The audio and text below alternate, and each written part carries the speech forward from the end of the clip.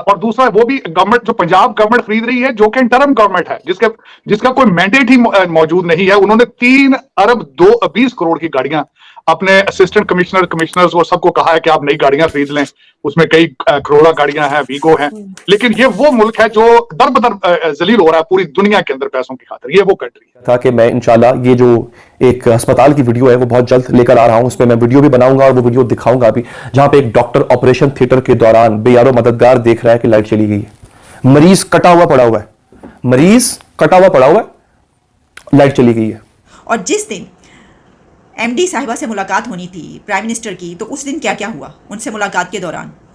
तो जनाब अयाज सादिक साहब का कहना ये है कि पेरिस में आईएमएफ की एमडी क्रिस्टलिना के साथ ये 1 घंटे की मीटिंग थी, जिसमें वजीर आजम शहबाज शरीफ के साथ शेरी रहमान और मरियम औरंगजेब भी मौजूद थी।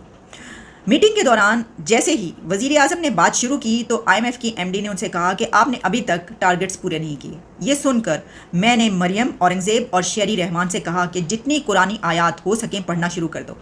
पाकिस्तान का मामला है, मैंने कहा जितना दुरूद शरीफ और आयतुल कुर्सी पढ़कर फूंक सकते हो करो, ताकि अल्लाह ताला पाकिस्तान के लिए आसानी पैदा करे। क्यों?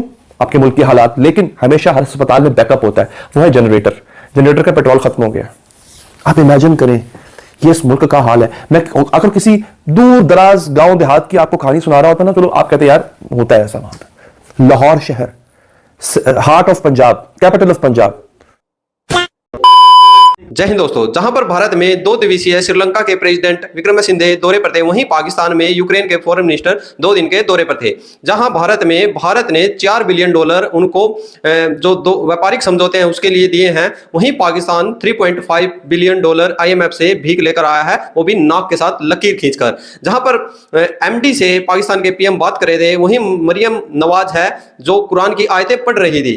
वहीं जहां पर भारत और श्रीलंका के 75वीं वर्षगांठ बना रहा है, वहीं पाकिस्तान यूक्रेन के साथ भाड़े के सैनिक दे रहा है। आज पाकिस्तान के अंदर जो लाहौर में हॉस्पिटल है उसकी हालत ऐसी हो चुकी है भाई, ऐसी वीडियो आई है कि डॉक्टर वो ऑपरेशन कर रहे थे, वहां पर लाइट चली जाती है। तो वीडियो देखिए आप लोग, क्या कमेंट सेक्शन में जरूर रखिए। जय जबर वीडियो शुरू करें। जी हम लोग सर्विसेज हॉस्पिटल से हैं, नाक कान गले का ऑपरेशन थिएटर है। ये ऑपरेशन चल रहे हैं, 3 किस्म के मरीज हैं जो अभी बेहोश हैं और उनके ऑपरेशन चल रहे हैं। इस दौरान जनरेटर का तेल खत्म हो गया जनाब। आपको शायद इस वीडियो में भी आवाज आ रही हो कि नीचे जो वीआईपी ब्लॉक है ना उसका जनरेटर चल रहा है, लेकिन ऑपरेशन थिएटर्स के जो है ना वो जनरेटर बंद हो गया। ये मरीजों ने कैसे उठना है हमें कुछ नहीं पता। ये इस मुल्क के अशराफिया का हाल है कि गरीब मरीजों के लिए तो इनके पास तेल नहीं है, लेकिन वीआईपीज के जनरेटर की आवाज आपको इस वीडियो में भी आ रही होगी, उनके सारा कुछ चल रहा है। तो खुदारा इन मरीजों के बारे में हमें बताइए कि पिछले आधे घंटे से ये जो मरीज बगैर बिजली के यहाँ पे लेटे हुए हैं उनका हमने क्या करना है। ये इस मुल्क के और ये इस मुल्क के अस्पतालों के हालात है। Thank you. हाँ जी, अब आप समझे ये किस कदर बदबख्त हम लोग हो चुके हुए हैं।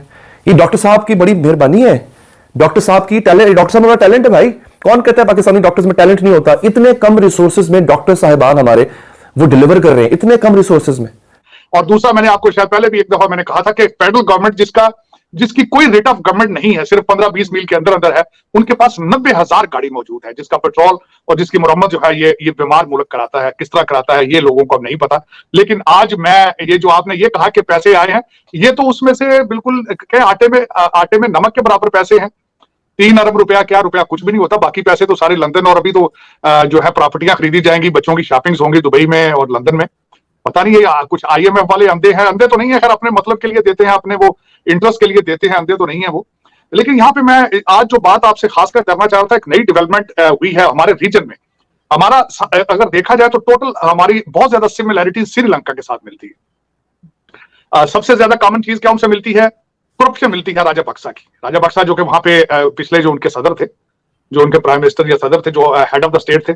हमारे कंट्री में तकरीबन 10,000 राजापक्सा मौजूद है। ये सबसे बड़ी हमारी सिमिलैरिटी उनके साथ ये है।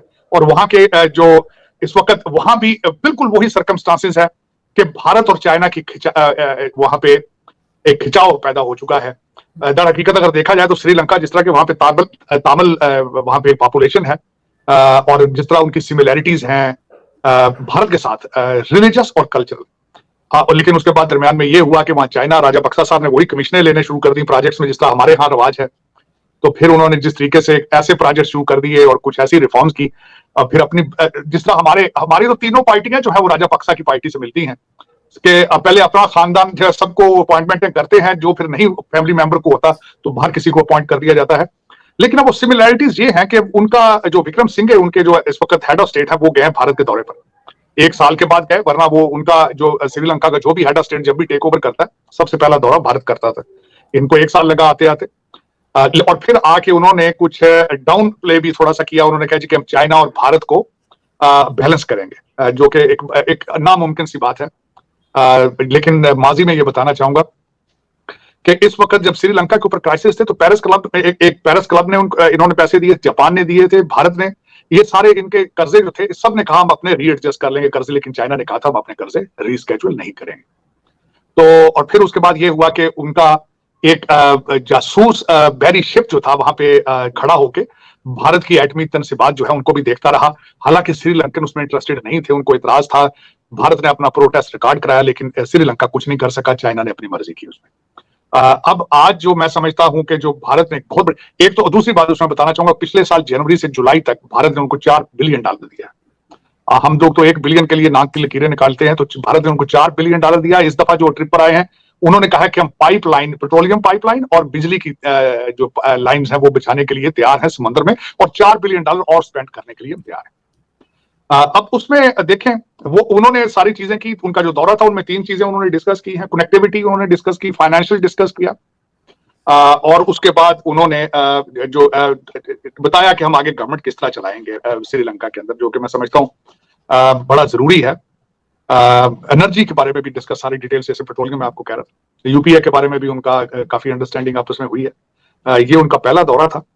तो इसमें अब देखें हमारे जो पाकिस्तानी राजा पक्सस हैं, अब इनका क्या बनता है।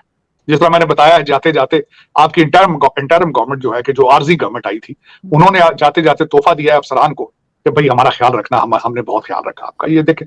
लेकिन कोई पूछने वाला नहीं है। जिन कंट्रीज के अंदर अकाउंटेबिलिटी ना हो, जिन कंट्रीज के अंदर किसी को पता ही ना हो कि राइट हैंड लेफ्ट हैंड को ना पता हो कि राइट हैंड क्या कर रहा है, तो वहां यही होता है। फिर अफसोस के साथ मैं कहूंगा, अब दूसरा क्या हो रहा है, आपके यूक्रेन के फॉरेन मिनिस्टर यहाँ पे आए हैं, और आते ही इन्होंने कहा है जी कि हम ब्लैक सी के अंदर अपनी जो ग्रेन है, गंदम, उसको हम पाकिस्तान भेज। तो भाई आप लोगों ने देखा, तो एक तरफ जहां पर जो श्रीलंका के हैं प्राइम मिनिस्टर है वो भारत की विजिट पर आ रहे हैं, उनको भारत है $4 बिलियन दे रहा है, जो कि पाइपलाइन बिछेगी श्रीलंका से लेकर भारत तक। दूसरी ओर यूक्रेन के फॉरेन मिनिस्टर पाकिस्तान आए थे भाई 20 और 21 को, तो उनके वो यूक्रेन वाले हैं जो यूक्रेन में भाई युद्ध वैसे तो भाई रूस से 2014 से चला हुआ है, तो वहां पर है जो सैनिक खत्म होने के थे, वहां पर यूक्रेन के सिविल लड़ रहे हैं। तो पाकिस्तान के अंदर भाई एक भर्ती भी खुलेगी, जो कि 10 लाख रुपए एक बंदे को दिए जाएंगे, जो कि प्राइवेट लड़ने वहां पर जाएंगे। कि आपको पता था भाई पाकिस्तानी तो वैसे भी यूरोप जाने के लिए मरते हैं भाई, पीछे 700 बंदे समुद्र में डूब गए थे, ठीक है। तो पाकिस्तान की हालत और भारत की भाई जो स्थिति है, वो पाकिस्तानी फिर भी भारत के साथ भाई अपना मुकाबला करने की सोचते हैं। जब भी पाकिस्तानियों से कुछ पूछा जाता है तो पाकिस्तानी भाई अपने जो जोश जुनून को लेकर आ जाते हैं। तो वीडियो में आप लोगों ने क्या देखा, आप लोगों ने क्या सीखा, कमेंट जरूर कर दे। जय हिंद, जय भारत, जय श्री राम।